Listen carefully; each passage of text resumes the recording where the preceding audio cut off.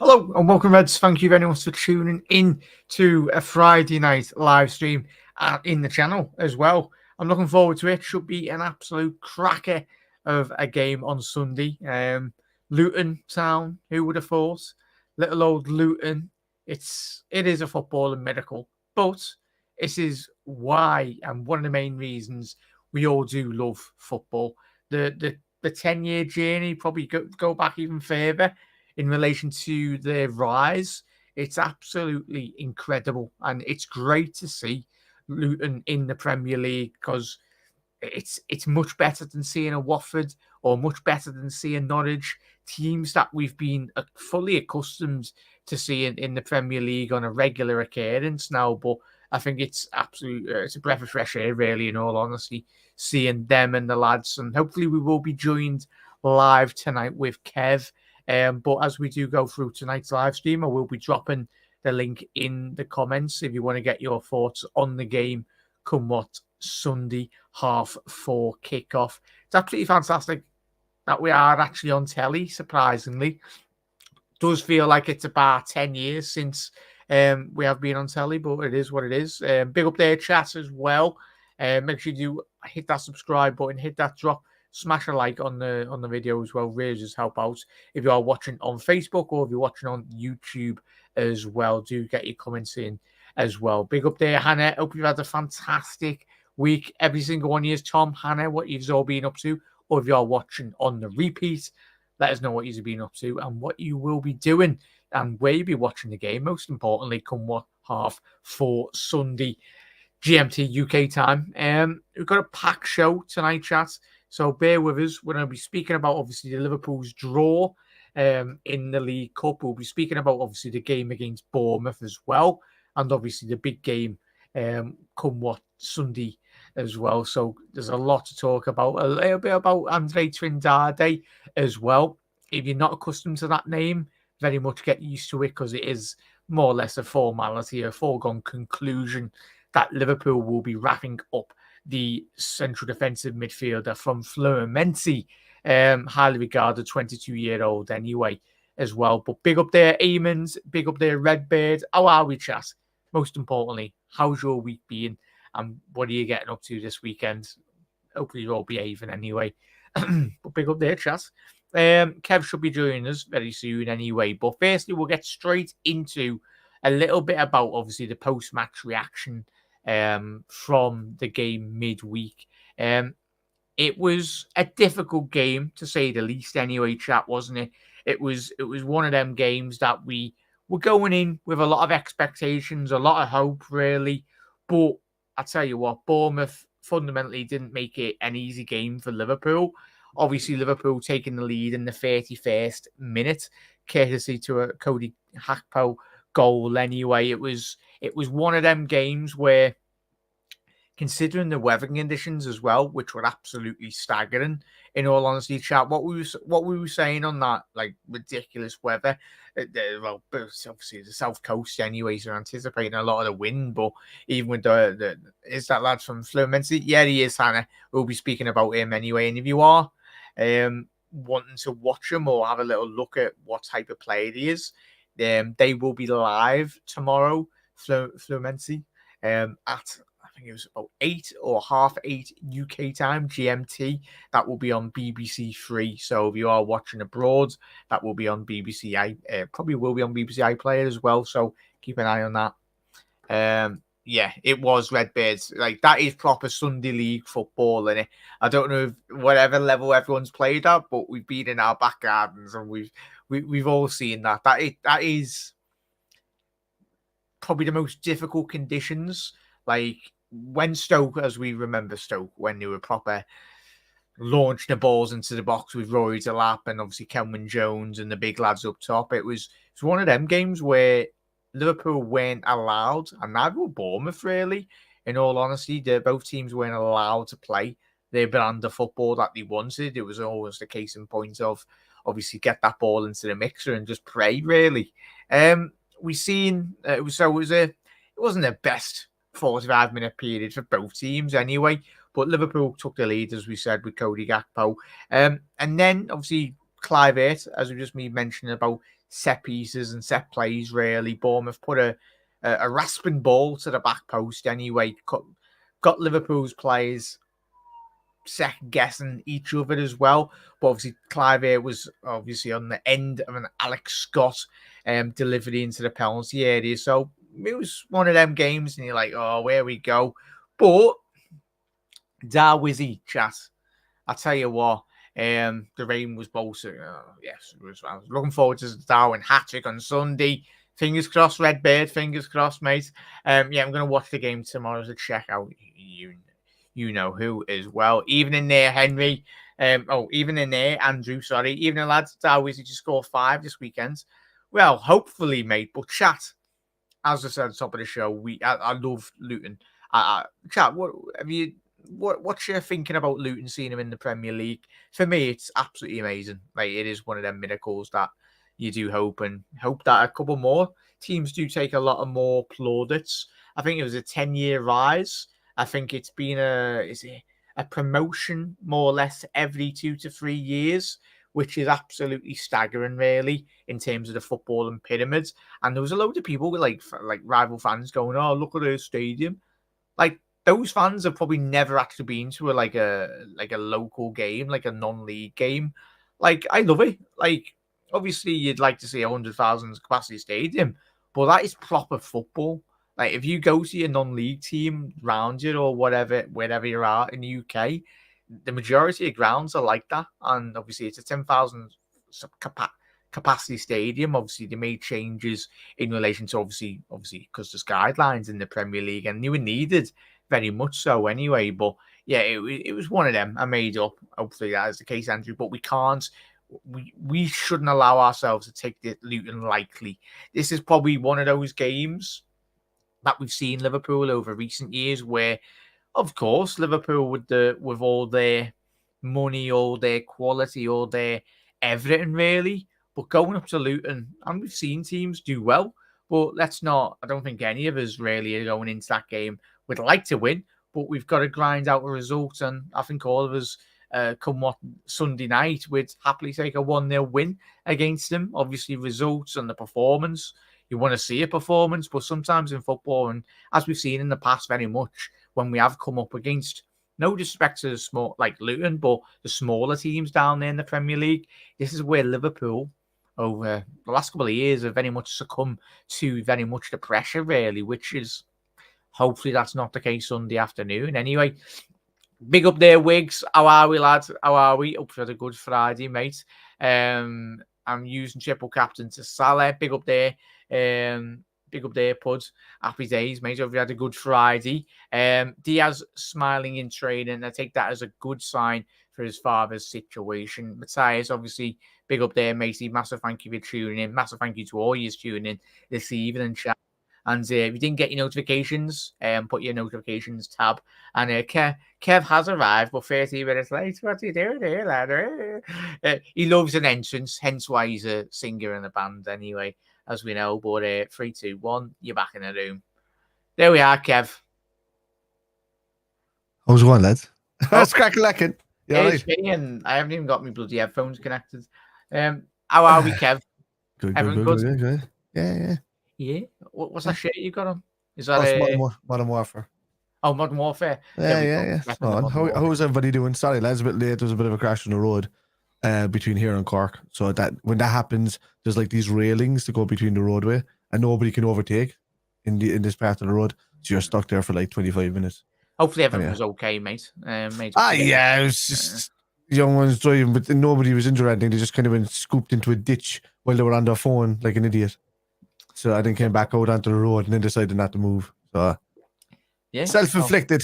All right, lads, how are we? Hello, Kev. Friday night. I love a Friday night stream. Do you, Kev? Or just when you're doing your gaming or whatnot? I love it. Yeah, so just relax. You all deserve it, chat. He's being all hard work. I do. Whatever he's being I do. I deserve it a lot. Yes, you as well. All of us do. My lips too bright.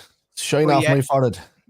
So in terms of Matthias' comment there, Matthias, at this moment in time, we do not know.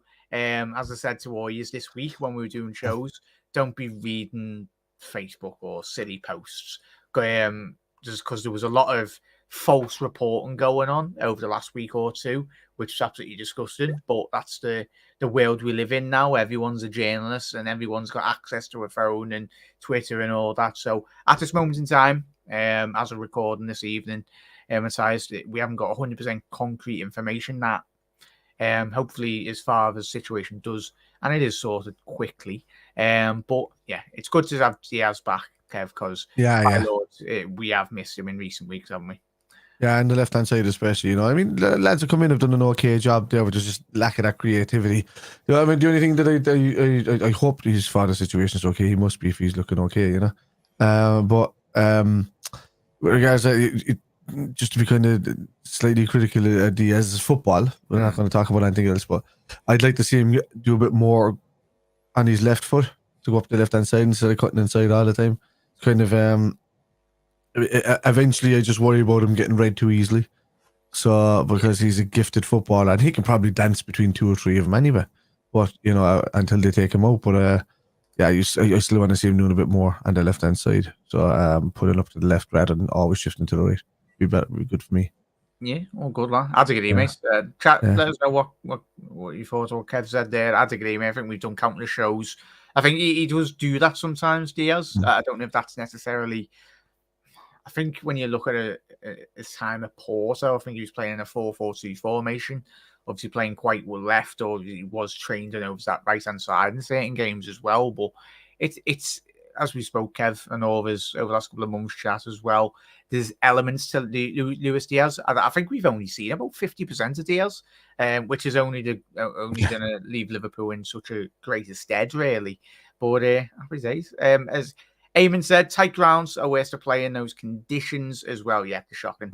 I get Kev's thoughts on obviously the game midweek. Obviously, Kev did do a live stream as well. And then we'll speak about obviously the draw a bit later on in the show as well. But pick up there, chat. Drop a like on the video as well. Make sure you head over to subscribe to Kev's channel as well. Obviously, yeah. Audio. Mods, can you put their links in the comments? It'd be greatly appreciated anyway. If you are watching on repeat, they will be in the description. So drop Kev a follow. But he's part of the channel anyway. He is part of the furniture. He is. All right, Jack. I'm the hairy fluff furniture that sits in the corner. I'm the one that's been, worn out by butt cheeks for about 20 odd years. I bring the bum fluff anyway on my jag beard anyway, love. Jack is the fresh shag. I'm the old the shaggy carpet. The shaggy, where was your mind going, Jack? What are you talking about? No talking about furniture, man. Hey. Must have been an Irish thing anyway, love. I was like, owned by Kev, do you know that? I'm guessing they are. Kev, I don't know. I'm gonna try and get it up if I can find it. I'll find it out about 2 seconds again. Yeah. Let's have a look. Trying to quickly see if I can find this thing, chat for you, because I've seen it on Sky Sports when they got promoted. No, Paul Ballantyne owns 82% of the issued share capital of the club. Okay. Just trying to find it. Can I find it? Yeah. There we go. It's on Reddit. You'd always find it on Reddit. Quickly share this if I can, chat. Fans own shares and elected members. The fans have members on the board, elected members on the board as same as the Spirit of Shankly, really, in that way. So, and the likes of these kind of representatives of the fans, they have members on the board. Happy days, though. But it's owned majority by Paul Ballantyne. Yeah, there we go. Happy days. That's bigger. So this is Luton's rise from non-league to, so they, as you can see there, Kevin Chas, 2011-12, Luton were in the conference, which is mad. And then obviously in 2012-13, it was still in the conference. Then they got promotion in 2013-14 from the conference. And then he went to League Two in 2014-15. Then he spent 4 years in League Two up until 2017-18 season. And then they got promoted into League One in the 18-19 season. And then I tell you what, Kev, you've done well there to get from League Two to League One and then the Championship within a matter of 3 years spell. If you see there around 2011, 2012, it took him that long to recover from Xabi Alonso's halfway line goal. So. There you go. You're fuming. Yeah. So yes, it sent them back into the conference, and then they came finally back. No, look, Luton Town's a great story. Great story. Yeah, great story. Yeah, so happy days. We'll speak about them a bit later as well. But as I think Kev answered that one, mate. All right, Kev. All right, Eamon. Get the red carpet off for Kev. Wigs. You know it. You know it. Kind of. That was right. We never make it easy for ourselves against these type of teams. Yeah, it's one of them. Hopefully Liverpool. All of us probably on our score predictions probably go 5-6-0, but all of us, every single one of us would take a 1-0 fundamentally anyway. Stop doing social media. It's full of bull and in cesspit territory, in my opinion. I'd agree there. Redbirds, I think all of us would, mate. I just use it for football. That's it. Yeah, news updates. Wiggs, I agree on Diaz, great player, but he's still not at the level of Mane. We need to see Lucho take the man on and run the line rather than cutting in. Finishing needs to be better too as well. Yeah, more or less. What I said. Yeah. What you said there, Kev. How do you a fully firing Lucho and a fully fit one, Kev? Is he in your starting 11? And chat, let us know if Lucho is in your starting 11 currently as it stands. Yeah, because he's too dangerous to not keep on that left hand side. If he can stick more to the left hand, because he's brilliant at receiving the ball and running with it and getting to the edge of the box. Yeah. It's just when he gets to the edge of the box, it's either a cut back out to the edge of the box, and then maybe we have to stop him getting into scenarios where he has to dance along the edge of the box before he can take a strike. You know, I mean, it's like watching Bobby Firmino's goal against Leicester over and over again. The one where he kind of danced and just tucked it in the corner. That's the kind of run that Lucho makes all the time, and I want to see him just do a bit more about cutting into the byline and just right up to the corner line and just creating chaos in there. If he did that a bit more, I think Darwin Nunez would be on at least 25 to 30% more goals than what he's on right now. Yeah. So, and he's averaging a goal and assist every 40, 60 minutes, which is ridiculous in itself anyway. Unlike some believe there's so no easy games, any team can turn it around at any given time. We've seen it happen many times, 100% there, Redbirds. Keep it PG, lads. Sorry, Dad. There we go. Spot on, Wigs about Lucho, totally agree, mate. Big up there, ends. Hope you're well, mate. Back at you, lad. If you're free, mate, I'll drop you the link on Twitter, but if not, have a quality Friday night, mate, and definitely get you on the channel soon. There's nobody on the channel that he can wind up, you see, so he's not going to set people against each other and then have a laugh and just sit back and giggle in the corner. But that is how you create good content. He knows the score. He knows the score then. So keep it up, mate. The puppet master. Yeah, I have been watching your shows anyway through the week as well, mate. So keep it up. He's smashing it. And, I'm always watching it. Big up there, lad. Luton beat Everton. Well, that's not it. That's not hard chat, is it? Saying that Everton are into the League Cup draw, surprisingly. Luton beat Everton 30th of September. Since then, it's been 1 point in 4 games. Though Luton really lose with big figures. Those 3 home games have been lost with 1 goal. So yeah, it's a great stat there, Matthias. Massive thank you for putting that in, mate. It's going to be one of them games, but firstly, we'll quickly recap on Kev's thoughts on the Bournemouth game. Obviously, we spoke about Gakpo. Do you want to just get straight into that Nunez winner, mate? I could see it, except for on my live stream, I missed it entirely. Oh no! Did it? Yeah, it just froze. I went down. I went over. I switched back, and I was like, "Oh, Nunez scored." And then I seen it afterwards. Like I didn't even see it at the end of the game. It was like we were chatting, waiting for the draw to happen with the lads that were in the chat. And then I looked at that goal and I was just went, "Oh!" So they eventually got a reaction on me because the goal was so good, you know. But yeah, that was pretty cool, man. I love the fact that the crowd were laughing, and then it's a beauty of football. Like within a matter of 5 seconds later, bends in and then he cracks it top right corner like a Fernando Torres, prime Fernando Torres. Yeah. That's what it is. He's adding finishing to his game now, big time. Like, you know, so he was able to do it. It's easy to do it in the Portuguese league. I know it's a tough enough league, but it's easy to do it in that league in comparison to the Premier League. So there's a massive learning curve coming to the Premier League, and you know, he seems to be hitting all the stops this season. So yeah. Fingers crossed, mate. Big up there, Cop Ends. Good to see you. And a couple of new faces as well, mate. So thank you for tuning in. Hit that subscribe button if you are new, lads. But as he said, Lucho had a yard and a half more. Lucho had a yard and a half more pace pre-injury. The injury has clearly cost him a yard of pace, in my opinion. So Cop Ends, I'll ask you, mate, and I'll ask Chat and I'll ask Kevin. So, well, I'll pose it straight to Kev now.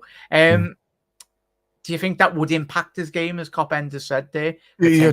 Or do you think he's one of those players that doesn't necessarily always rely on his pace, but he's that a lot more technical, so he could potentially get away with it? There's things about this. You see injuries like this, or you know, take the Virgil van Dijk one for instance. Look how good Virgil's been back, like almost back to his best this season. He's been fantastic, but that was missing for about a season and a half, because of the injury that he took, the situation that put him in. When somebody's brought back to match fitness and they do get up to a fitness level, they get to a standard where it's strong and it's good and they can play again and again and again without the injury reoccurring.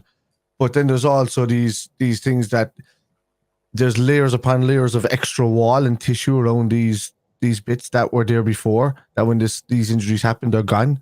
So even when they come back together and they get solidified, they're at their core, and then you get more tissue that develop over time, and they take a long time to develop. They grow and they go again, another layer, and they say, "Oh yeah, no, we need more layers." And it's like the body telling itself it needs to get back to where it was, because it knows itself where it's lacking. So Virgil seems to have his pace back this season, and it takes a while. I can't see why Lucho wouldn't have it back again as well. At least up to 90% of where he was at. And 90% of anybody that's fairly pacey and quick in the ball is really good. You'll eventually get back to that 95, unless it was really, really bad, and it's one of those injuries that can't be recoverable. But yeah, look at Virgil had one of the worst injuries that you could possibly get in football, and now he looks like he's back to doing the business again, So fingers crossed, lad. Fingers crossed. Spot on. Hopefully that is and hopefully we're a bit more lucky as well, Kevin, Chad. Like we've had long-term endurance. Yeah. Long-term endurance, build up. Because I think if we have a good injury-free season, obviously, I think the main key player for this season, as we've already seen, is Dominic Szoboszlai. I think if we can keep him fit, but fundamentally long-term as well, as we spoke about it, we need that next Dominic Szoboszlai to come in, whether in the next 2-3 year periods. Obviously, mainly just to add to the squad, but also just give him a rest as well. Because as we've already seen, what player was it? I think it was one of the Liverpool players that's played already. I think he's done it. Or it was a professional footballer, but he's played already a lot more. Completely wrong, man. But the player was done an interview this week saying that he'd played so many games, hence why he was explaining why he was injured already. So hopefully that is the case that Liverpool this season do get a bit lucky, in all honesty, with injuries, lack of injuries as well. So fingers crossed. Panov saying no. Why do people keep saying the quad season when we never won the quad? You might as well say the title season when we lost by one season. It's a familiarity thing, I think. That's the only way, because we haven't had a close quad season as far back as I can remember, 20, 30 years, So if you're going by recent injuries, just say the almost quad season. So yeah, that's the only way. I'm guilty of doing that myself. But the almost when we nearly won the quad, or whatever, It's a horrible thing to have to say, because it's gut wrenching inside. But I've still got 2 trophies that season. They weren't the 2 biggest ones, but we should have got it though. To be honest with you, we were there though, Kev. We lived in the moment. All of us lived in the moment, and the following year wasn't what we anticipated. But I think anything after that season was always going to be a drop off. Yeah. As I remember doing our shows, Kev, with me, you, and the lads, it's one of them. Kev, do you remember the Luton's back in the day? They won the first ones to kind of to bang it in there, weren't they? The astroturfy weird fake grass kind of thing. It like caught a few lads, didn't it? Split them up or something like that, and they were getting graze burns off. They didn't think that through, when they were doing it. But yeah, there's nothing wrong with a bit of grass, what's wrong with grass? As long as you get the right, like the stadiums these days are fantastic, though. The groundsmen these days are fantastic, and yeah. I'll have to send you a documentary that I was watching this week, mate. Yeah. And it was a grass documentary, but it was on the Premier League pitches. It was remarkable. It was on for like an hour or something. Talking about grass. Yeah.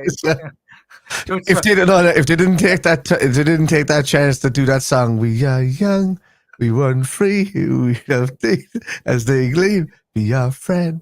Supergrass. Yeah, I'll try and. If they didn't use that, that's a shame. Yeah, like it was good. It was.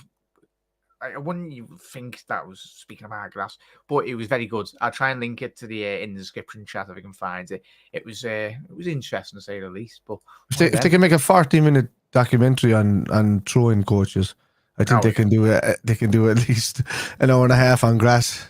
Yeah, they should do a Amazon Prime documentary on this lovely fella. Anyway, going into obviously the game at the weekend, Kev. I'm hoping that we do see Darwizzy up front anyway. Yeah. And I don't know if anyone's. Well, I'm pretty sure you've all seen the social media accounts from Liverpool on their YouTube.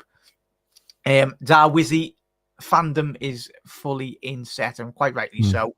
What we need is a proper song for this lad. I think all of us are expecting him to lead the line come watch Sunday because he deserves it. He come on, won the game for Liverpool. I think it's impossible not to start him, barring injury, Kev. But going into this game on Sunday, could he take up the mantle? And as we said before as well, he's got this record currently that he's setting himself in terms of minutes played per 90 and goal contributions. I think he's averaging a goal and assist every 50, 60 minutes, or might even be less than that anyway. But it's how special of a season do you anticipate this lad to have? Obviously, we're already entering like the 10th game already so far this season, but we're only a quarter of the way through. Like, how do you anticipate him to approach this game on Sunday? Yeah, I just go and do what he does best, and because just cause chaos. And if Diaz is back and he's starting, he's going to feed him a few balls. He does link up well with the lads that are either side of him. I'll give him that. In one way, he's added the ability to do a proper finish to his game as well. So instead of just like hitting and hoping or dragging it a lot, he did less. I just think last season the whole. It was a bit overwhelming for him. As much as he shows bravado and stuff like that, I think the whole process of moving to Liverpool was a little bit overwhelming to him. I think it gave him a bit of a shock. So he played there and all. And when you're playing for another team and you come to Anfield and you want to prove yourself, you're up for it and you're doing whatever. But when you're in the shirt and you have to prove it week in, week out in Anfield, it weighs heavier and it makes him second guess himself a small bit, do whatever. I haven't seen much of that this season. And when he has second guessed himself, he's laughing, he's joking, he's loving it, he's happy. He just knows, I'll just score the next one. So, and that's what you want. I think Mo Salah might have taken him aside and put him into the corner and just kind of said, when you miss one, tap your legs, do whatever, smile about it, then get on with it and score the next 2 or 3. So, and it looks like he's kind of taking a leaf out of Salah's book with that. But look, I'm hoping that he does well in the short. The one person I have to give props to the other day when he came on was McAllister as well, because being able to chain. When he's cut through passes in between the lines were ridiculous. Like he kept finding Sabasli, he kept finding Salah, he kept finding, it was taking 2 or 3 of those midfielders of Bournemouth out of the game, and it just goes to show you that when we do have that kind of 3-box-3 setup solidified and he gets to drift a small bit further forward, which he was able to do the other day with Trent there. We get a proper CDM inside there, he'll be brilliant. I think for us, and it's going to be really like then you've got an abundance of problems right there because what do you do with Jota? What do you do with Gakpo? What do you do with Gravenberch? What do you do, with all of these kind of guys that are playing really good football at the moment for us? If anything, to have, mate. And yeah, like a couple of seasons back, anyway, when we were doing the shows, we all wanted to very much have a fully fledged, like a fully quality in all areas, mate. But as you've rattled off a couple of names there, mate, and you spot on about McAllister, like that just goes to show the quality. And I think as once we get an out and out six, mate, I think we will see very much the best, because that's what have you taken. What do you think about the criticism? Well, it's not proper criticism. It's in relation to McAllister, because we're not seeing the best out of him. But that number 6 position is not his main priority position, isn't it? We bought him as an advanced 8, but a bit more higher up the pitch. Anyway, the position that we see him at Brighton for a couple of years as well. So, what do you think about that in relation to... I think, look, Klopp didn't buy him as like for the position. I just think that Klopp is going to convert him to do whatever Klopp needs him to do. And I think that he'll only buy the players that he thinks that are convertible. Yeah. So, it's only slight adjustments and slight things. Like, he's been asked to do way too much as it is at the moment, with regards, playing in the number 6 role. And he's done it pretty well. I mean, there's a couple of games we've all turned around and said, he's not suited to the role or whatever, But once you bring Trent in from that inverted side and he doesn't have too much hassle on that right-hand side coming at him, McAllister seems to have a lot of easier games then, because Trent is kind of filling into that kind of box 6 role. So, it works out well for us either way, because you're going to have a McAllister that's on fire to keep. Well. Yeah. Oh yeah. Oh, I forgot about Jones. Jesus, for a second. Yeah, but I would. I would 100%. You'd either have a McAllister that's on top of his game and everybody else trying to get into that position, and like we're still not even mentioning Thiago either. We're still not mentioning, But for me, I think just Thiago's kind of done now, because he's too injury prone. It's like 6th injury in a row. It's been out for like 6 or 7 months. I think I've seen something like this week. It's ridiculous. It's been gone since like last January or something, So it's just it's not good enough, mate, is it? Oh, yeah. We already had that problem with Naby and Oxley Chamberlain. I think actually in the end, I think Naby played more than Ox. So I had more game time than Ox, and we didn't think we see that coming, So look, I don't care. As I said before, I'm done. I will appreciate players. I will love players. I will wear them on the back of my jerseys. I will do whatever when they're playing well for the Reds. But I don't care who's the cutthroat winner of all of these battles, as long as it works out for the club. I just don't care anymore. So if Harvey Elliott had an absolute stormer for the next 6 months, and all of a sudden he's putting Mohamed Salah's place at risk, and then you're just like, I don't care. I love Salah. He's one of the best players that ever came through the club in history. But I would want to see somebody. I just want to see people at the top of their game playing in their top positions for the club, without buying them. If you know what I mean. So you earn it, like That's where winning's made, mate, isn't it? That's why we've been crying out for that since we've had Jurgen Klopp, and even before Jurgen Klopp, ones of the days of Rafa. You needed such a competitive squad to be successful.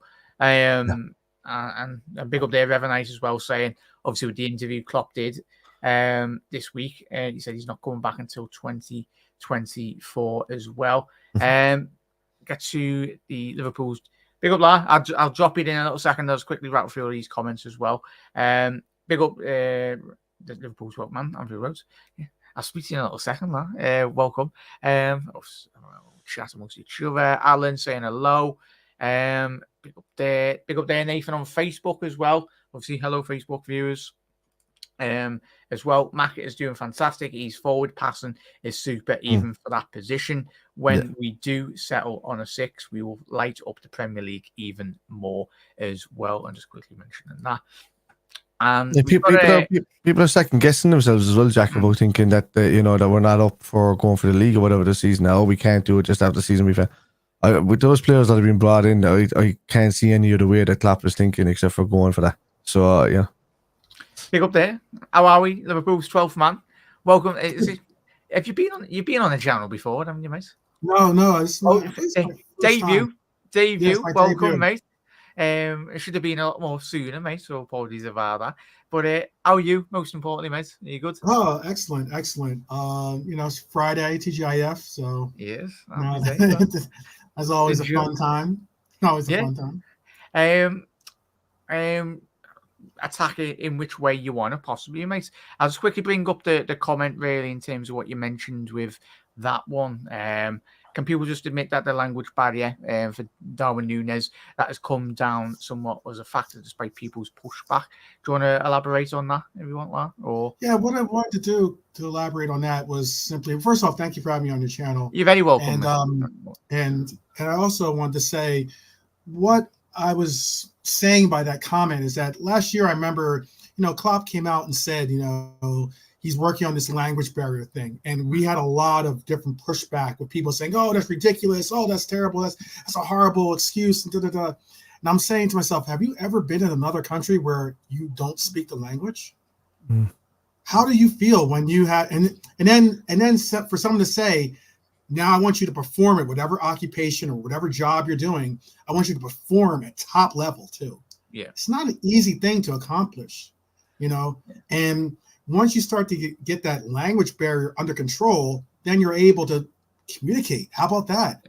Be able to feel at home a little bit more, and be able to communicate in the sense of saying, I want the ball here, I want it there, or this and that. I get we have Spanish speaking players on the team. I get that we have players that can communicate with him, but I just thought that sometimes people don't look at football from a human perspective. Yeah.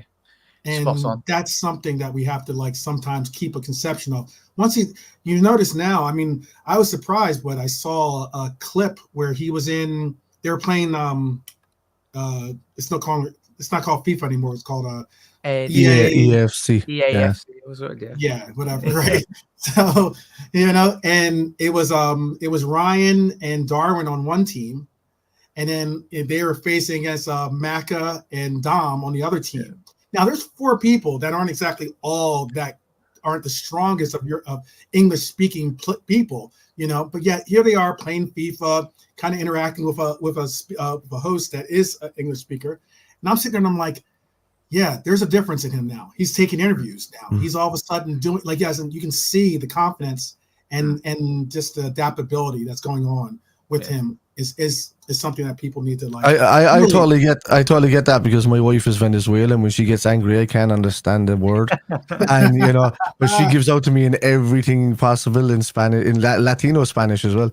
So when she goes at me, and I'm just eventually I have to kind of calculate it in my head and understand it, and then come back to her. But it takes me a couple of hours. So we'll see, but I totally get that, man. It's you're spot on there with that. He did have a problem last season with the language barrier, misunderstandings, stuff like that. But I think he's putting in the effort throughout the summer, and I think he's really starting to learn. Yeah, no, spot on comment, mate. The 12th man is right. Some people can't get a new language at all. How long was Bobby with us, and he could hardly speak English? That's a great. I was going to raise that, Alan. It's probably one of them, mate. I think. We've seen with certain players when they've done media press conferences, they've been in England for 5-6 years and they just don't do them, which is understandable, because if we went to another country and we weren't 100% confident. I think I seen an interview with Zidane this week saying that he was linked with the United job over the last couple of years, but he's not fully confident.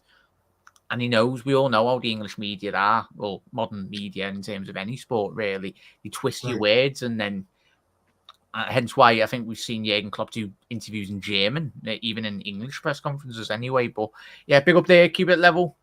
Big up, mate. Hope we had a good Friday. Liverpool's trainees and administration speak fluent Portuguese, Spanish, German, Dutch. Pretty easy to get settled. Added to that, there's no adaptation program in place for every new player as well. And of course, adding to that, the 12th man, you've got to learn Scouse as well. So that's even a bit more harder anyway for I mean that's no, he's right. Elio's right when it comes to the club and stuff like that. That's great when you're at a Camp Nou situation. You can think, you can do all of that, but on the pitch it's a different story. Some of these things you'll just forget instantly, or no matter what you've learned, you'll forget. He's probably still having moments on the pitch where he's like, oh, what do I say? Oh yeah. And then, and it still takes you, because you're on the go all the time, and you're concentrating on what you're doing in your game of ball, and you forget all of this. Because I did pretty well in school, but if I find myself, in a classroom and I'm out of it for a bit and I'm in like an intense situation, I'm forgetting what the hell is going on in there. What's after, and then it kind of it's you'd have to be repeating it and repeat. And it's good that this season is kind of taking fruition, but last season it didn't work from kind of at all with the language. He's a couple of times you see him looking towards the thing and he didn't know what he was doing, but I think that's changed this season. Yeah, it could be. If I can make just one quick point too, it could be also too. I mean, like we saw Thiago giving him last minute instructions and talking to him that one time before he got to the game.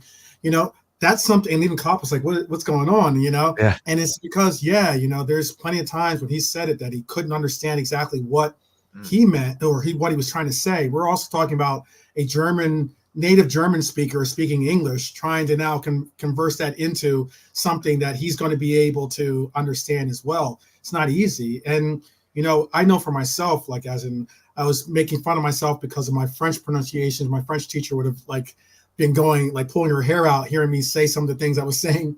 But it also goes to the point where I used to be able to speak very, very little Japanese. And yet, it's something on the lines of where Endo, for instance, is now having the same things that Minamino had to go through, which is Minamino had to walk around with an interpreter.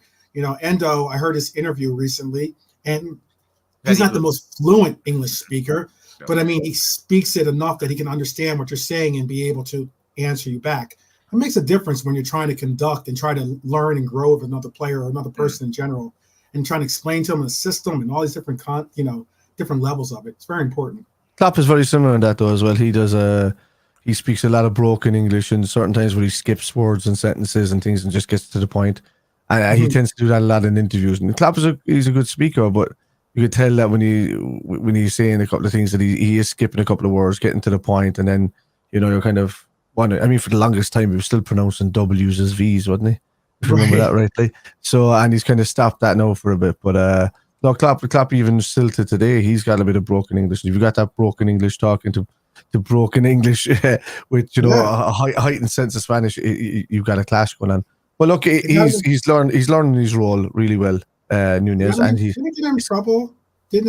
Spider didn't get him in trouble too against I think the African when he's talking about the African Cup or something like that. He made a statement, and it was an understandable statement from my perspective because I understand that he's not exactly the most fluent English speaker. Yeah. But yet, he made a comment, and that comment was taken verbatim.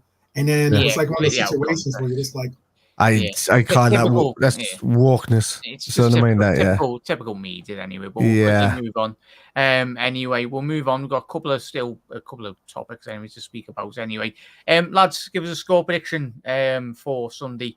What are we going with? I'm gonna go 4-0. Darwin hat-trick, hopefully. Kev, what are we saying? That's the person. Because it's tough. It's a weird stadium. If we score early, it'll be nice. But if we don't score early, I'm going to say 2-0 to Liverpool. Liverpool 12 man. Are you going to go? Yeah, I want to go 3-0, but I'm starting to lean towards the 2-0 because it's at their home, and I know that they don't want to get embarrassed. They do play hard. I've said it time and time again. I'm someone that always gives props to every team. If you're in the Premier League, you're a good team, period. I know that you might not be giving off the image of a good team like a Sheffield United currently, but all the same, I think every team has their day and can have their day. So I'm hoping it's like what Panov and what Lucky says there. I really am, because that would just be the norm. We get on with it, we move again. But I don't know, Liverpool just don't. Teams just get up for the game when they're playing Liverpool. Liverpool tend to spank more of the bigger teams these days by a higher score than they do the smaller teams. And you're open as well, lads. And we've seen this in the past when Liverpool come up against the lesser opposition teams, smaller teams. And I think that if you're a Luton fan watching, or if you're a Luton fan going to ground or whatnot at the weekend, don't get disheartened, really. twice. We beat a certain team down the motorway anyway, called Man United. What was it?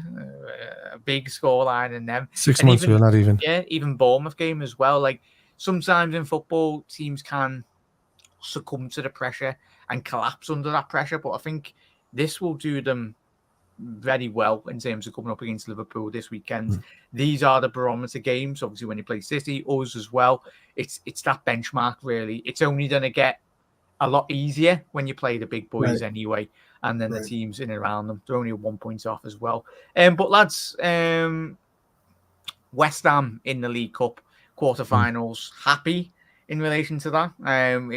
I think we got quite lucky in consideration. A bit like Man City get a League Two team every single round, as we know. Yeah. I was at the Liverpool West Ham game, as you know, just a few weeks back, and West Ham were coming to Anfield at the time, being one of the most informed teams in the league at that point, and they were outstanding. Everybody was worried about West Ham. They were actually up there in the top 6 and doing good work.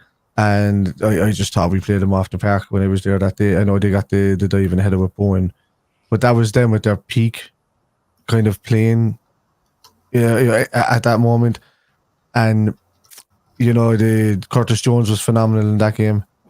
I remember that well. And, I just thought that, we got the penalty and with Salah and all of that, but this is a cup game as well, so it can be up and down. It really can. But I'm thinking, I would have expected more out of the league game than what I would the cup game from them. Yeah, I'm just happy to go into the next rounds. Fundamentally, it's going to be a big game. I think all of us want to be seeing Liverpool win trophies.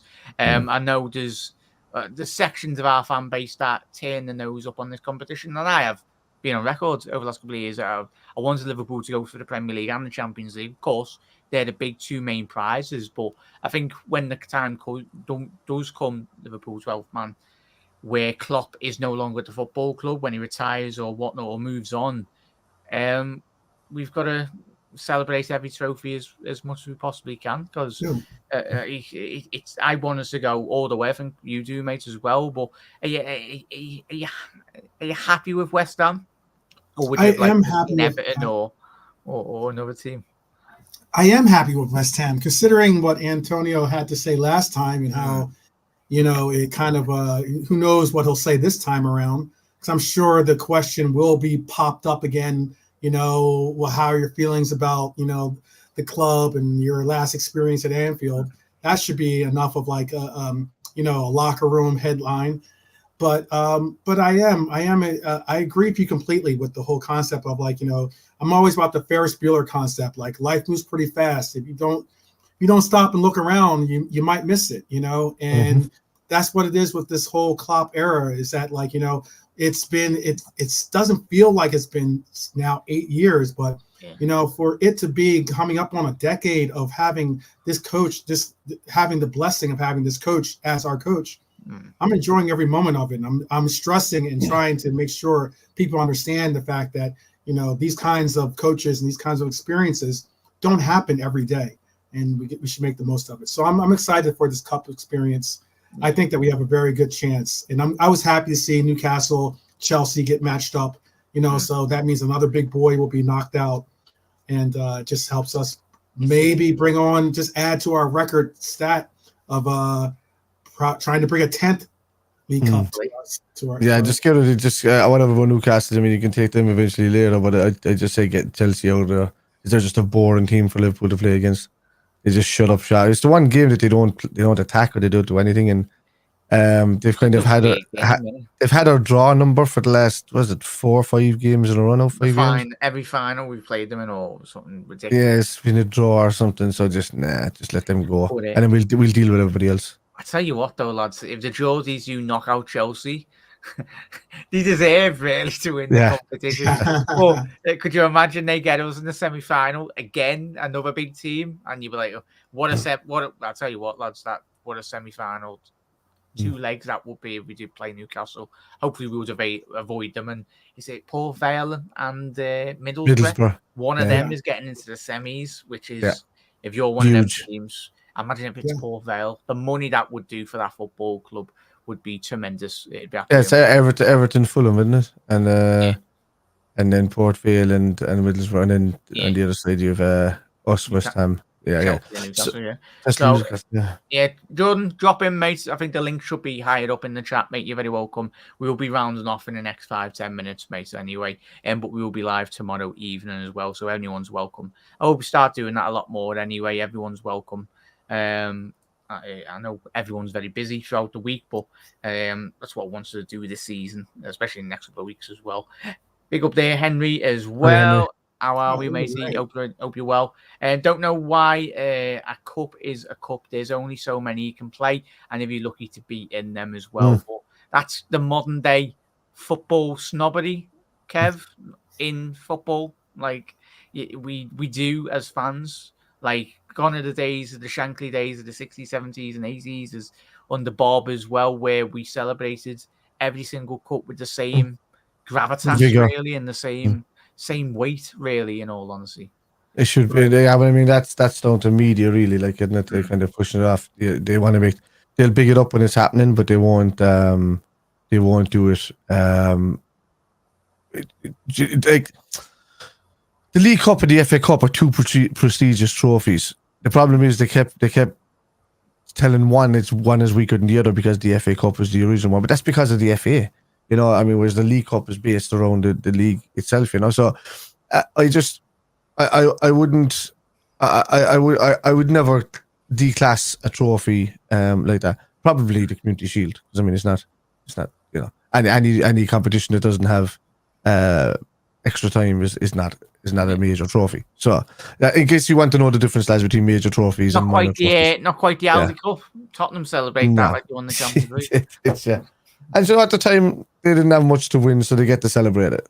You know, so my headset's about to go dead. Let me say. No worries. Are you in, Jordan? Give us a thumbs up, mate, if you're ready to come in.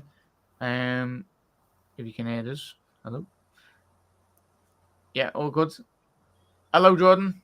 How you doing, mate? Hey guys. Hey. Good to see you. Welcome. First time on the channel, mate. Thank you for hopping on as well.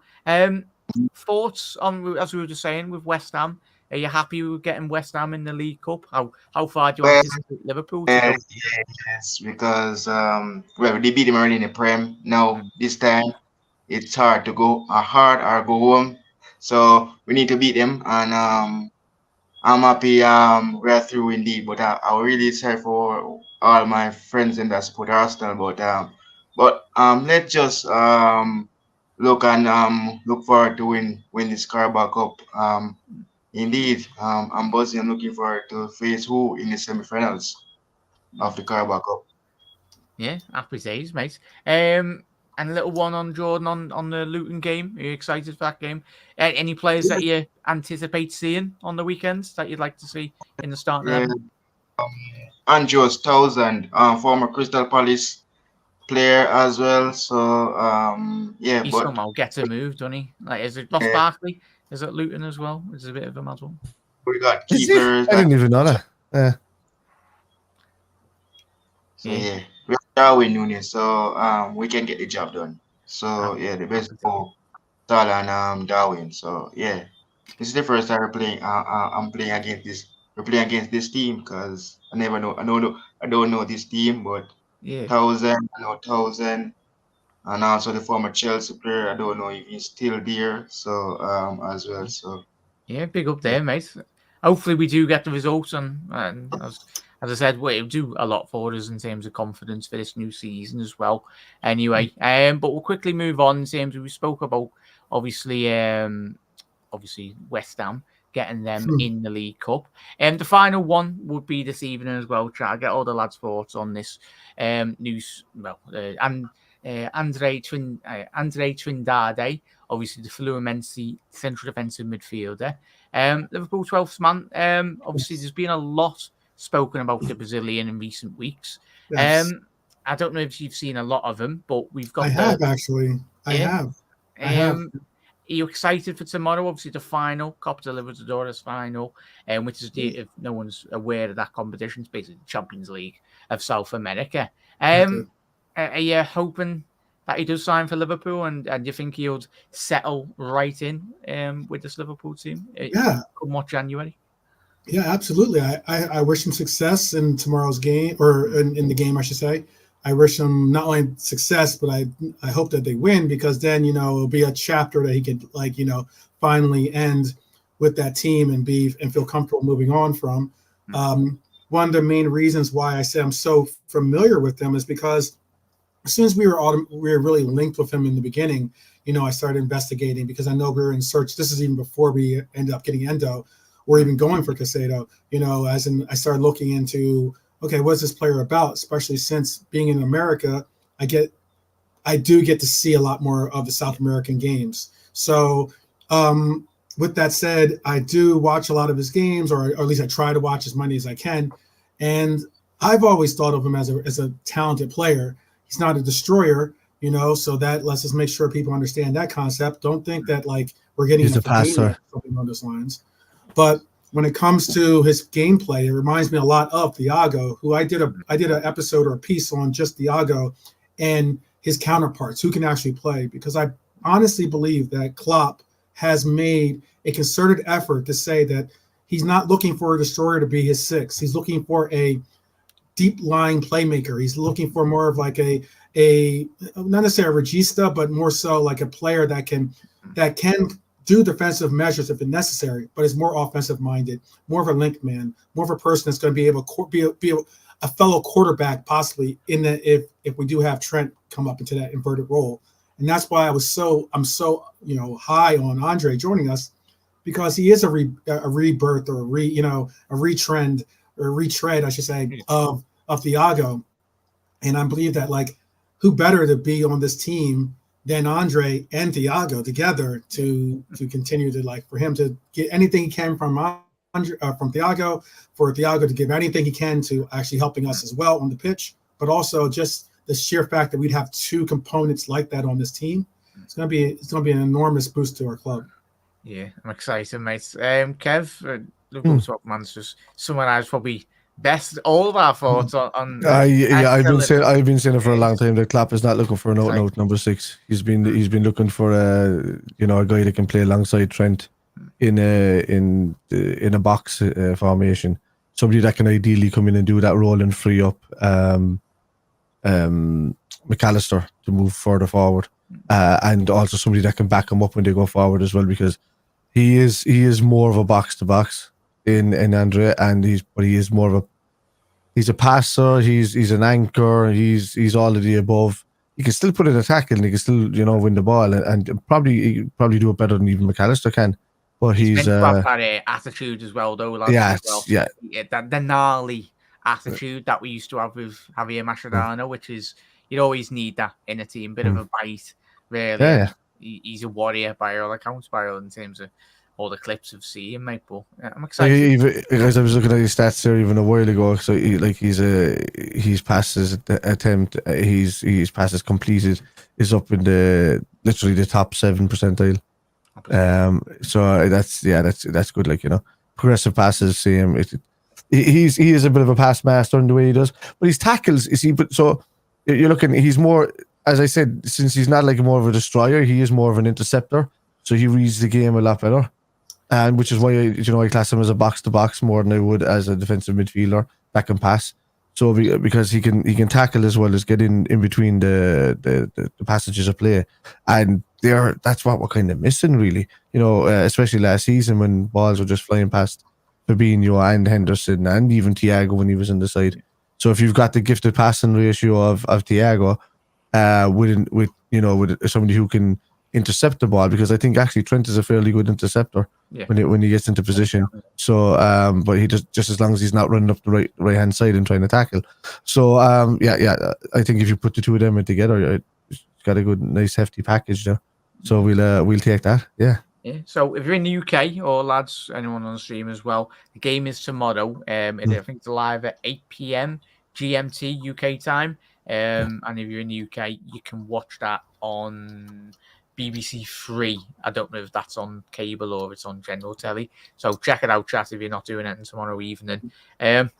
Might do a watch along as well. Actually, you know what? I might do a watch along. Might surprises. But Jordan, I'll let you do obviously the starting 11 for the weekend, mate, if you want. Press has just mentioned his starting 11. Allison, Costas, Van Dijk, Canate, Trent, McAllister, Jones, Sabuzlai, Gakpo, Nunez, and Salah.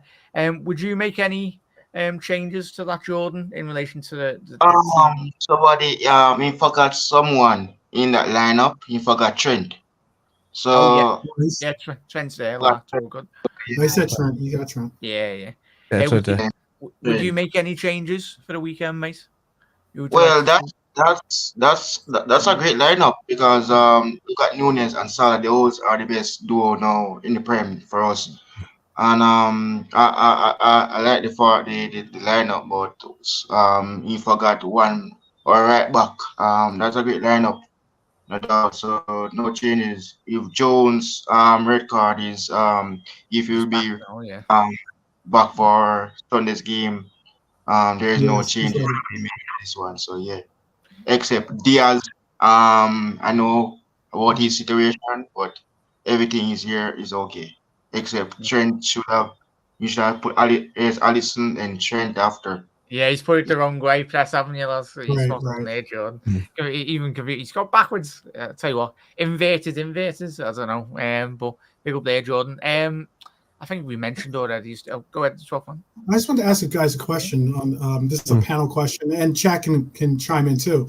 But I know before the cup game, when you saw Dom on the front line, what were your feelings? Were you excited? I was excited. I thought I was looking for big things.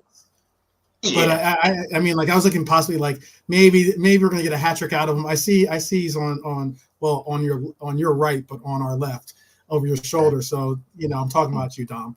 But I mean, right there, yeah. But were you equally excited about that as well? Not seeing him in a forward role, like an actual forward role as opposed to the midfield role. Yeah, on that one, mate, and let the lads answer as well and chat let us know. I was fuming for the first 20, 30 Oh, minutes. were you? Okay. Yeah, Okay. just mainly Okay. just due to the fact of he was playing absolute dog. Okay. Like he was playing quite bad, wasn't he? But as we've been accustomed to, I think playing midfield as well. But he's one of them. And I think we've seen his quality already so far. I think every time he steps on the pitch, we expect the quality, and especially when we don't see it, mate. But Jordan, you want a quick word on Dominic Szoboszlai? Dominic Szoboszlai, yes. Well, he's a very good, talented player. I watch him already back in the Bundesliga, coming to the Prem. I know he bring that ability to the Premier League. He's very good, talented, scoring against Aston Villa, then Leicester. He's doing a very fantastic job. I think he will absolutely help us beat Man City when we meet them at the Etihad this month. So I'm looking forward for him to help us slap up Arsenal and for us to win the league. And that's what he's here for us to do. So yeah, absolutely, I'm happy for them. Yeah, I love it, Jordan. I love it that you've said we're winning the league this season. You're echoing the words of Dominic Szoboszlai. This is the confidence we need from all of us, really. Obviously, that's why rival fans hate us. We're all deluded. Yeah. Every single Liverpool fan's deluded. Kev, I'll get your thoughts on Szoboszlai. I'll just quickly wrap through these last couple of comments. I agree with the 12th man. I've had this suspicion for a while.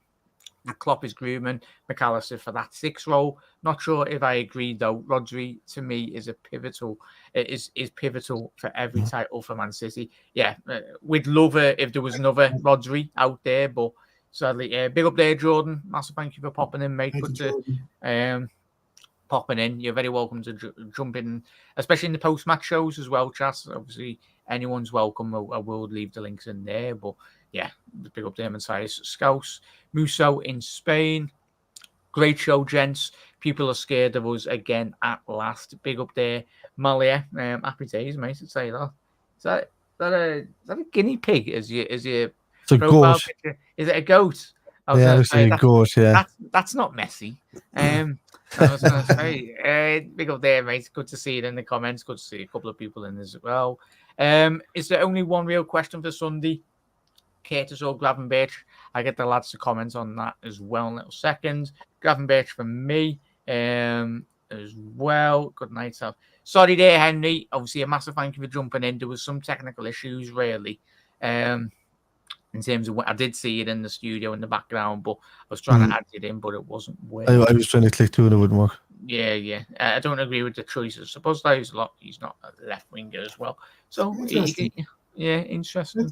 I just wanted to say it's interesting too, and I'd love to. I want to hear Spiders take up here, but like the reason why I was so empowered or just hyped to see him in the front line is one because we had a need for an obvious need with the circumstances, but it was interesting too because I've been saying this since Manchester United game last year when we beat them 7-0, and that is Klopp's also approach, whether it's Pep or whether it's Pep and Klopp together or whether whoever it is, their approach to this concept now is. It is I call it an amoeba formation, whereas in players take on this total football concept where they play in roles that you don't normally see them playing. And it's not a rigid position where you have to play in that position. You can't rotate out, or you can't drift or play openly. And that's why when I saw Boz, when I saw the boss in that role, I was like, okay, this could be very interesting because I've seen him on the left, seen him on the right. You've seen his heat map; he's all over the pitch. And we know the guy can score and shoot. This is going to be as in having Nunez and Salah next to you, could be good. Yeah, here we go. That's what I thought. I thought it was. I think the whole forward line thing from the start. It was more of a play from Clark. Yeah, no, I don't think he was actually literally in the forward. On paper, it looked like he was because you would assume that Tsimikas was constantly going to be left back. But I think because he started with Gomez, Matip, and Kwanzaa there, that's automatically you're shifting across back three, sitting there, and then you'd eventually Trent coming on to have a look at it. So he was testing things. He had Trent tested in the midfield when he came on. He had all of that. I think it was more like a 3-2-1-4, which is weird. So it's a strange one where Jones and him kind of had a free role and just left Salah and Nunez and those spots and just let them kind of drift back and forth with Elliott kind of sneaking in between them as well at times. So I know I get you. On paper, it looks because it didn't work for him because I think he even thought he was under the assumption of staying forward as well. So he wasn't that great for the first 20 minutes. But then when he started giving his role and Klopp was like, oh no, stay back a bit, you. And then they were like, okay, yeah. And then you could see where the four was kind of kicking in. And then it just converted itself eventually into the 3-box-3. But you'd love to see him up there. But I think actually Dominic Szoboszlai would be wasted if he was up forward on the wing. Yeah, I think I'd prefer more of a left and right attacking midfielder role to a sitting. I'd prefer him kind of there. Even test him as a free flowing number 10. But I don't know. And the wings, I don't want to see him stuck out there. He can play there, obviously, but I wouldn't want to see him. He can do anything, boys and ladies. He can, legend. He's an absolute good-looking fella as well. I tell you. You see, if you took him in to your girlfriend's bed anyway, but there you go, Tom. You can have it. Because he can do anything. He can do modelling. He can play football. Probably make a decent brew as well. And he's got an absolute rocket of a right foot, as we know. But I don't know if you've seen the YouTube videos, lads, on the panel and chat. If you haven't seen it, go and check it out. He was walking around the new Kirby complex with a dressing gown on, and like with a Liverpool bright red dressing gown on, and pretty sure those I'm going to look that up right now. Go and check it out. It's on Liverpool. Sure. It's on Liverpool's YouTube channel, so do that before you go to bed tonight. I would show it, but it's obviously copyright on here tonight. Sure. But yeah, and those dressing gowns probably cost a pretty penny as well. I'll tell you that now. It's bad enough trying to get a shirt or whatnot from Liverpool. No. But yeah, that was very interesting. I just thought it was very interesting to hear. I want to hear your opinions because we've all. I thought that this guy behind my translucent shoulder here, I thought that Diaz has really picked up his game when it comes to his defensive measures. In that, before he was just all primarily a lot of offensive concepts, and now I think he's really just as well as Nunez. they both players have really taken on a true measure of what it takes to be a part of the counter press, how to like properly present yourself in the counter press with spacing and being able to properly press with because it's not all about like just running at someone and chasing people. You have to actually like take out angles, take away like different like channels and everything else. Set traps. At the traps, exactly.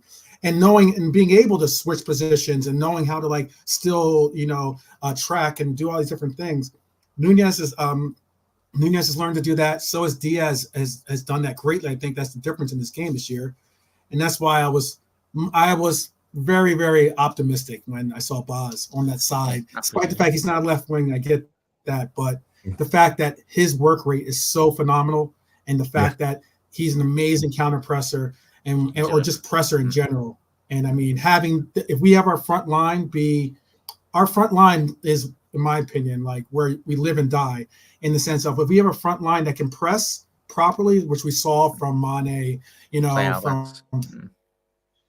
from Bobby, from Salah, all three of them properly pressing together, we're unstoppable. Doesn't matter what you really had before because the ball's not really getting past that point.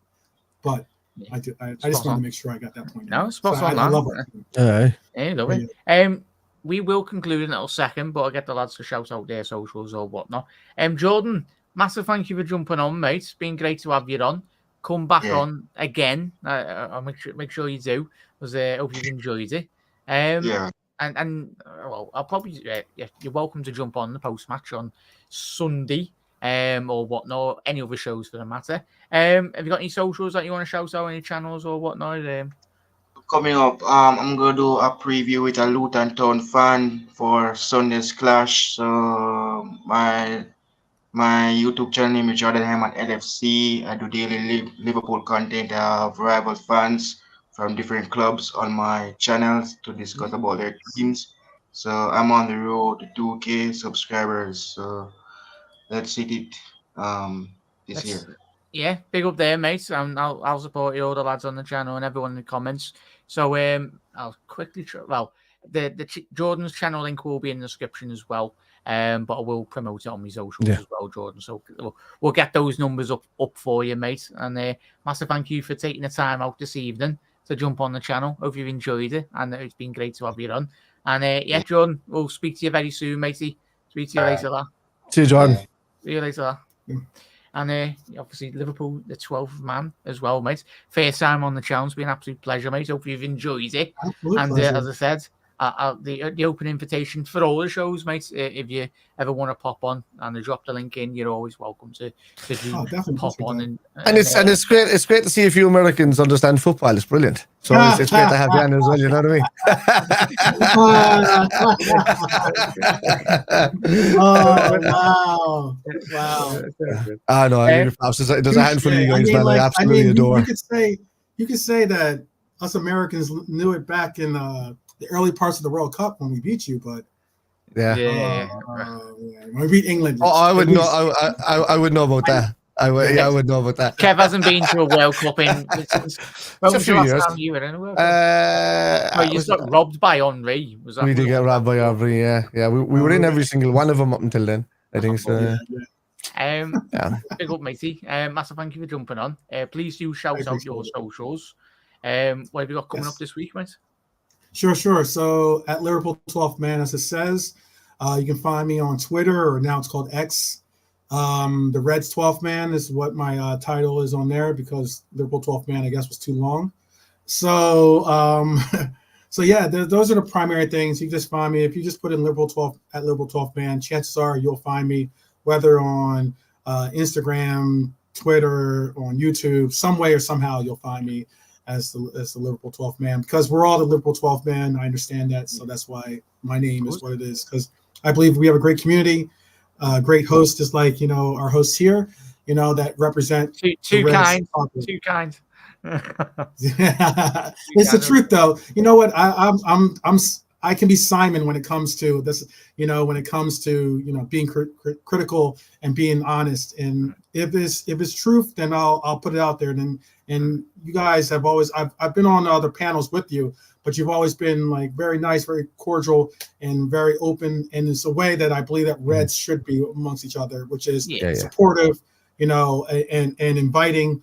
And that's what I'm trying to project, and I'm trying to continue to build upon that as well in this community. Were you on the Ends show before?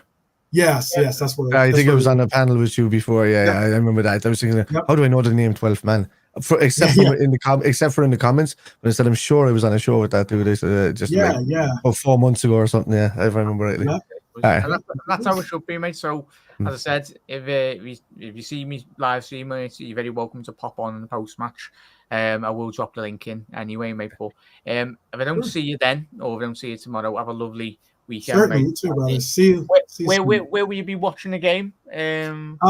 Okay, so I can give a shout out to my supporter pub. My supporter pub is the Crown Public House in Phoenix. So if anyone's in Arizona, I'm in Arizona now. I'm sometimes in Arizona, sometimes in California, but I'm in Arizona now. And if you're in Phoenix area, come by. Crown Public House is where we all congregate. It's usually like a nice packed house.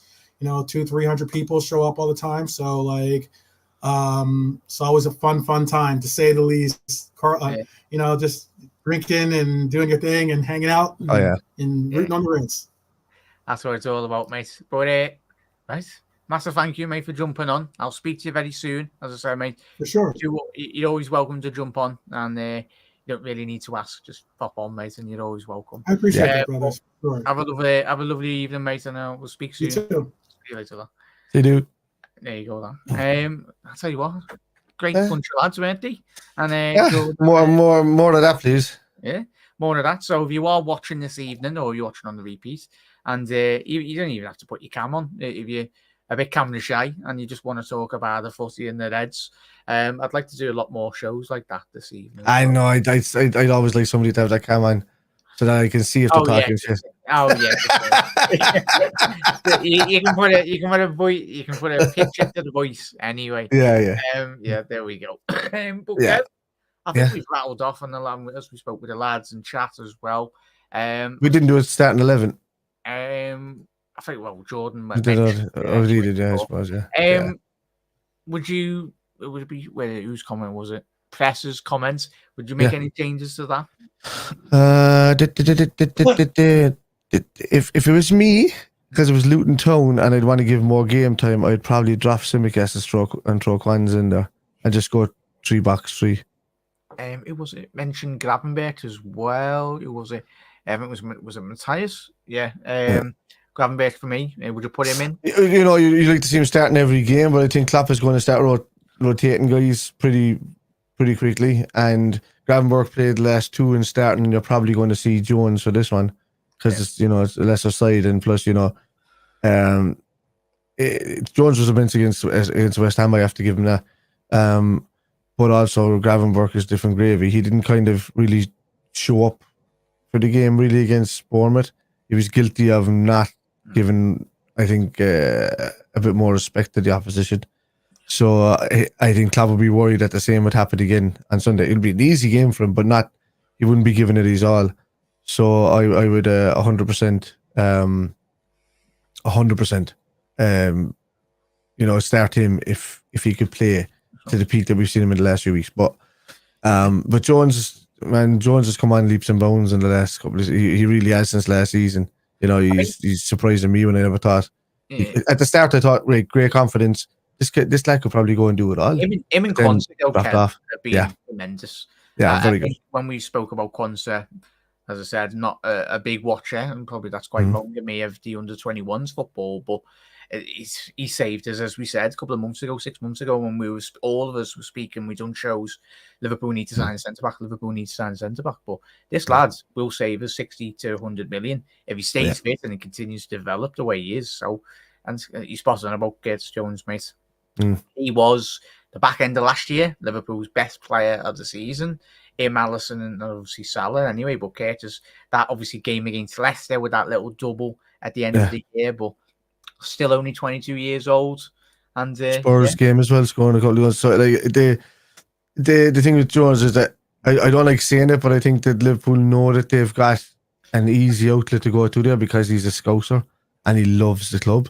So he'll take the drop back in games whereas other people might complain a bit more, or step up a bit more, and they know that they can do that for a long time with him because he adores the club. But there's only a certain time that a player, or a certain kind of treatment that a player can take in that kind of way.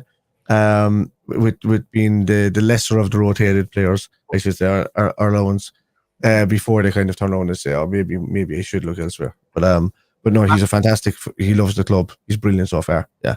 I was going to say there, like, it's a massive improvement on Milner. Like, you think about the loss of Milner. Obviously, we know the experience Milner offers, but I think Jones is a massive step up off the quality of a. He's showing a few traits of him as well, because I think he's learned a lot from Milner himself in blocking the ball, because Milner used to give him a hard time. He used to say in training, they used to look up to him like a dad type figure kind of thing, within the squad, because Milner was the guy that gave out the fines. So is he old enough to be his dad, or is he? No, actually, What's Milner 30? I was Milner 37. No, Curtis is 22.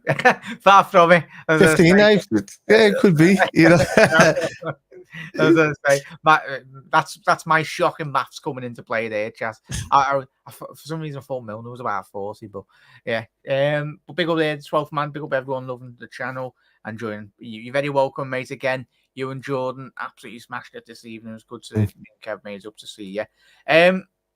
But Kev and lads as well. Who we scoring? Scoring on this weekend? I like the Nunez shout for the hat trick. Darwin is a 1,900 to score a hat trick, by the way, on the sports book as well. Obviously, I don't know if that translates to American. Obviously, different betting odds, but I tell you what, that's a good little shout there. Kev, any closing thoughts for this evening, mate? Any shout outs as well? Are you streaming this evening? I am streaming straight after this, actually, yeah. Over at Twitch at Irish Spider Guy. I'm finishing off. I'm coming to near the end of an absolutely brilliant game, I must say. I mean, I enjoyed the first one in Alan Wake. Yeah. In the first one, and that I did. It was kind of a change. It was a bit different from all the other horror games over at that time, but Alan Wake 2 has completely blown me away. It's already 30 times up on the original. But still, and I enjoyed the original. So yeah, it's a great game. It's well thought out. It's well done. I've enjoyed it immensely, and I'm finishing it off straight after this at Irish Spider Guy on Twitch. And I'll be doing a watch along for the Luton game on Monday. You'll find me on YouTube at Irish Spider Guy again. It'll just come up saying Spider, and you'll find me at. Oh no. I'm only joking. And you'll find me on Facebook at Spider LFC. But you'll find me here as well on YouTube at Spider LFC and TikTok at Spider LFC. Yeah, Kev does dances as well. If you give him enough money, I think like all of us. Chat, it's been an absolute pleasure, Kev. It's been a pleasure. The Boots man and Jordan popping in. Henry, as I said, midway through the stream, apologies. Obviously, we're having some technical issues. Definitely jump on the post-match, Henry. You're very welcome to on that one. So with R4 kickoff or 4 o'clock kickoff, so probably be a post-match around about 6-ish UK time, GMT. But Kev, been a pleasure. Chat, enjoy your Friday evening. If you're going out, behave, enjoy it, because you deserve it anyway. And try and not get a difficult hangover or whatnot. And enjoy it. And, I'm off the drink. Not happening. Yeah, chat. So, chat, have a lovely rest of the evening, and we will see you tomorrow evening. I'm going to do a watch along for the Andre Tindade, the player that we will sign anyway. So, that'll be on the channel tomorrow. So, if you don't get notifications, we'll be live for that game. But, Kev, lads, ladies as well, lads on the panel this evening, massive thank you for tuning in. As always, hit that subscribe button on the way out as well. If you haven't already done so, smash that like button. Really just help out the YouTube. I'll let the door hit you. Yeah, whack as well. Hopefully that's what Nunez does on the weekends. Whacks it in something. And as you can tell, my face has already been whacked by a load of doors. Not improves this. His mum doesn't say that about him, though. Yeah, everyone's mum says that about their sons. You look. Bye.